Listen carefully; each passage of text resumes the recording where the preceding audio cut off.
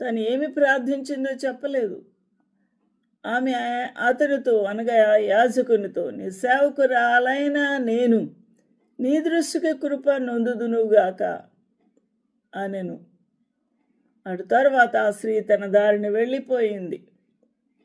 కాబట్టి ఏ విషయము తను ప్రభు దగ్గర మొర్రపెట్టుకుందో, దుఃఖముతో నిట్టూర్చిందో అనే సత్యాన్ని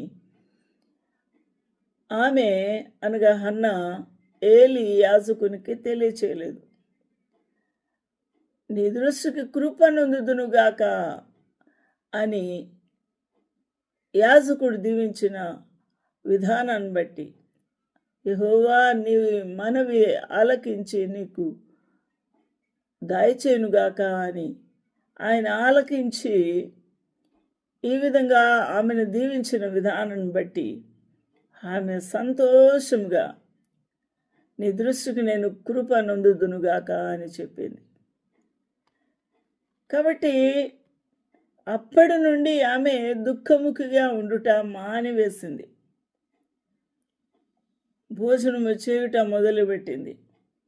ఆనాటి నుండి దుఃఖముఖిగా ఉండుట మానెను.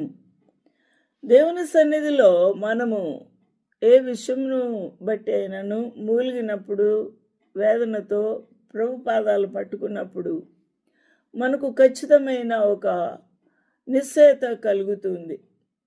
మన హృదయములో బరువు తీరుతుంది. నా ప్రభు నా ప్రార్థన అంగీకరించి ఉన్నాడు అనే గొప్ప ధైర్యము, విశ్వాసము కలుగుతుంది. కాబట్టి మనకు నిరీక్షణ కలుగుతుంది. అందువల్ల ఇక ఆ సమస్య అంతా కూడా ప్రభువుకు అప్పగించాను అన్న ఆ గొప్ప నెమ్మదితో ఆమె భోజనము చేయుట మరియు దుఃఖముఖిగా ఉండకుండా ఉండుట మొదలు పెట్టాను. తర్వాత కొన్ని దినములైన తర్వాత వారు ఇంటికి వెళ్ళిన తర్వాత భర్త ఎల్కానా ఆమెను కలిసినప్పుడు యెహోవా ఆమెను జ్ఞాపకము చేసుకొనెను అనే మాట మనము ఈ అద్భుతమైన సమాధానాన్ని చూస్తున్నాం.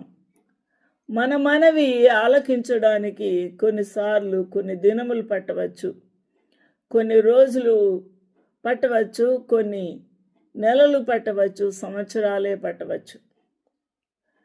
ఈ రోజున అబ్రహాము ప్రార్థన చేసిన ఆ ప్రార్థన దేవుని సన్నిధికి చేరలేదా? ప్రభు ఆయన మనవిని వినలేదా? ఆ మనవికి సమాధానం ఇచ్చుటకు ఎన్ని సంవత్సరాలు పట్టింది? దాదాపు ఆయన